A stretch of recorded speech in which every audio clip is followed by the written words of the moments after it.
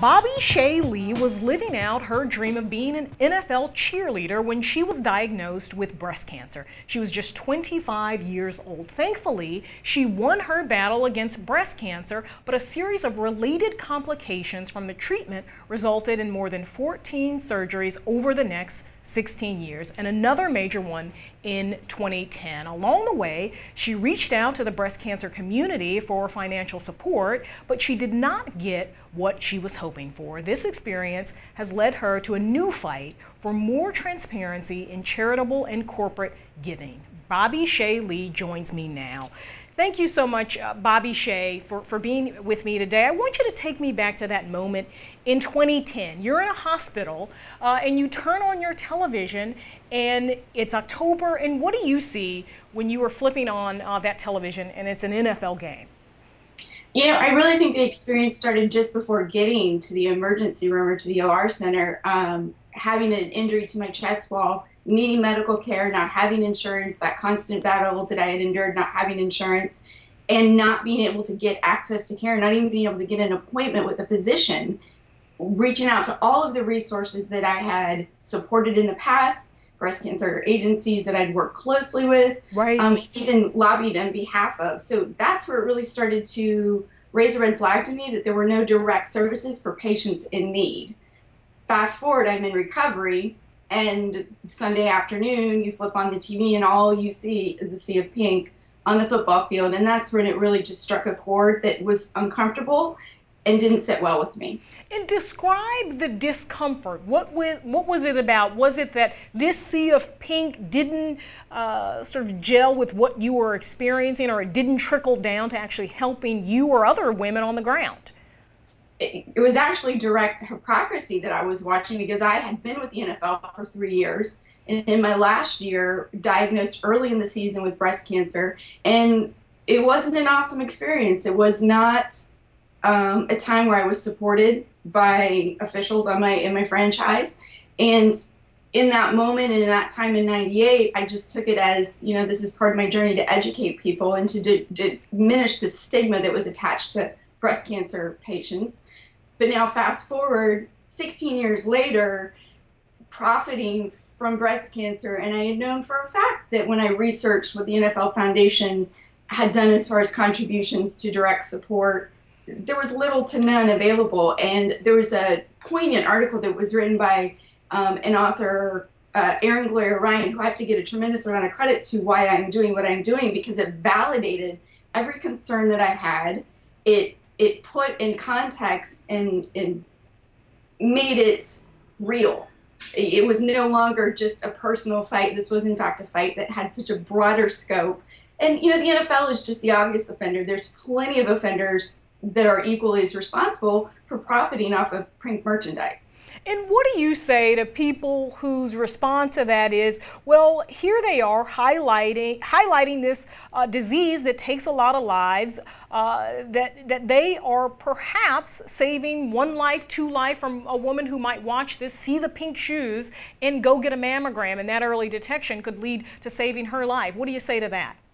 You know, credit where credit is due. And in 2007, the franchise that I participated with adopted their first pink football game and invited me to toss the coin and take the commemorative pink football. And it was a bit of a struggle for me to decide whether or not I was willing to do that, because I hadn't had closure.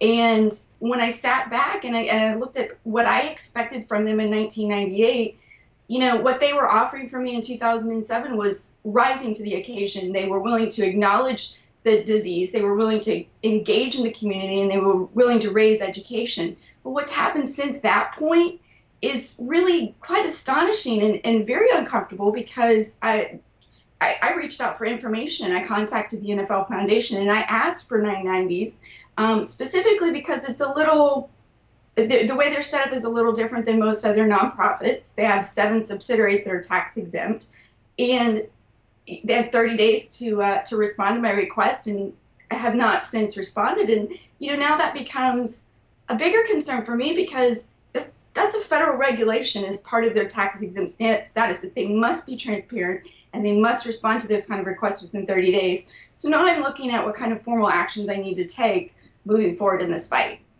If you are going forward advising the American Cancer Society, and they partner with the NFL, we're going to have somebody from the American Cancer Society on a little later to respond to what you're saying. How would you advise them in terms of going about this Think Pink campaign, partnering with the NFL, partnering with other organizations? How do they manage, on the one hand, wanting to have a high-profile campaign, but also wanting to be sensitive to the experiences of women like you?